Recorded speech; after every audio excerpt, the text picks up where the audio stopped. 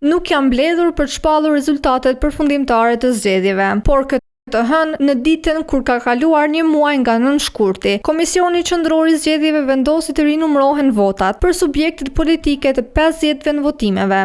35 prej këtyre i takojnë vetëm Vushtrisë dhe 15 janë të komunave të tjera.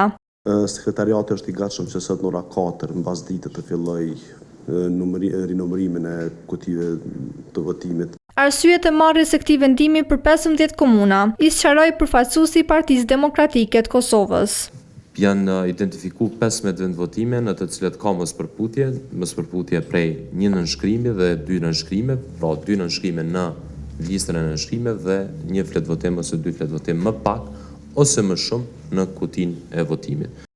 Elshani foli edhe për vendimin ndaj komunës së Vushtrisë. Një rekomandimi të dytë të dalë po ashtu nga Këshilli i Operacioneve Zgjedhore është me raportin që kemi pranuar për rezultatet e kandidatëve të Lidhjes Demokratike të Kosovës të dalën në gjatë hetimit që është bërë për vendvotimet në komunën e Vushtrisë, ka ardhur si rekomandim që 35 vendvotime për të cilat vrehet është më e dukshme diferenca mes votave të kandidatëve të hedhë në rinumërim të plot. Ndërkohë antari i KQZ-s nga radha e televizjes vetvendosi Sami Kurteshi njoftoi pas përfundimit të mbledhjes se partia e tij do të ankohet në Gjykatën Supreme për çështjen e rivotimit me postë, meç kjo ankesë u hodh poshtë nga PZAP-ja.